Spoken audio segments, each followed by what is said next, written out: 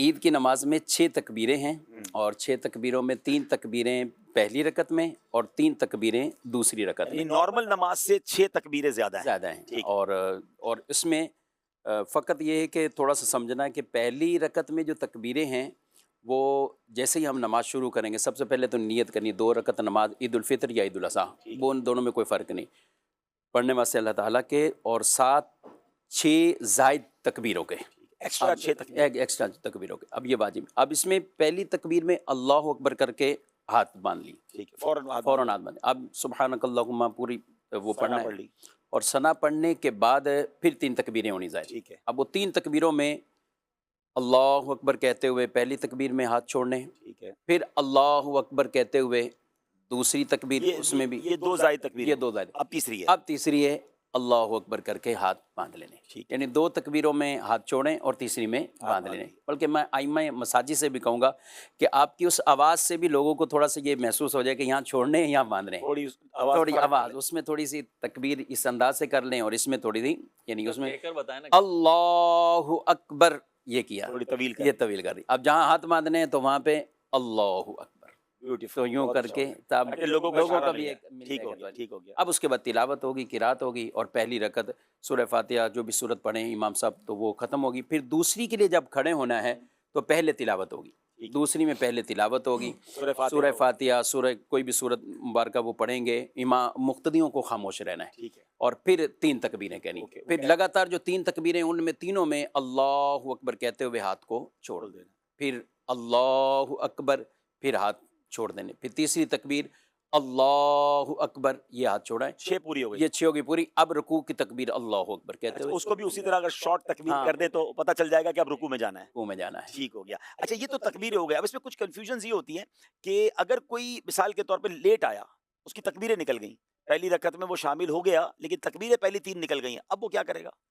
دیکھیں امام صاحب نے اگر تکبیریں کہہ لی ہیں، تلاوت شروع کر دی ہے، اب اگر کوئی مقتدی شامل ہوا ہے تو اسے آتے ہی وہ تکبیریں کہہ لینی چاہیے۔ پہلی تو تکبیر تحریمہ، یہ تو فرض ہے، ٹھیک ہے، تو وہ اللہ اکبر کر کے جو تکبیر تحریمہ وہ اس کی ہو گئی۔ اب اس کے بعد مقتدی کو لگاتار وہ 3 تکبیریں کہہ لے، ہاتھ اٹھا کے، ہاتھ اٹھائے گا، بالکل ہاتھ اٹھائے گا، اللہ اکبر اور اللہ اکبر،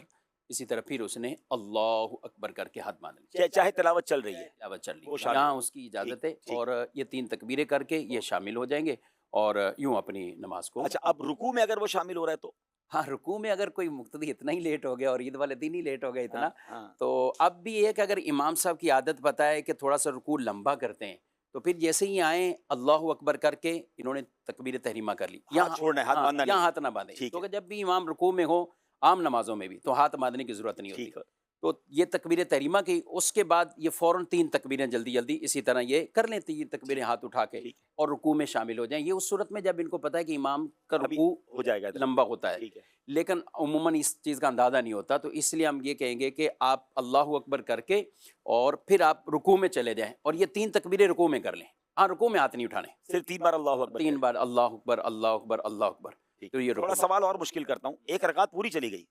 اب وہ دوسری رکعت میں کیسے شامل ہو؟ ہاں، 1 رکعت پوری اس کی چلے گی، یہ تو آسان ہے، یہ مشکل نہیں ہے، اچھا، ہاں، کیونکہ اس کو اپنی رکعت پڑھنی ہے ہاں، اور وہ اپنی اس کو اسی طرح ہی پڑھنی ہے، جب وہ کھڑا ہوگا ہاں، تو اس میں وہ پہلے تکبیریں کہے گا اور اس کے بعد سورہ فاتحہ اور جو بھی سورۃ اخلاص اس کو پڑھنی ہے تو وہ یوں کر کے اپنی نماز یعنی مکمل، تکبیر اس میں بھی کہے گا۔ اس میں اچھا بھی اسی کہے طرح اس کا مطلب کوئی دوسری رکعت کے آخری قاعدہ میں شامل ہوا، دونوں رکعتیں ایک طرح سے چلی گئی گا، ہیں، وہ اپنی اسی طرح پڑھے گا، 2 رکعت اسی طرح پڑھے گا کہ 3 تکبیریں پہلی رکعت میں، 3 تکبیریں دوسری رکعت میں کر کے 6 پوری کرے گا، اس میں تلاوت سے پہلے، پہلی رکعت میں تلاوت سے پہلے اور اس میں تلاوت کے بعد۔ ہاں، ابھی اس میں یہ ہے ایک صورت کہ جیسے کوئی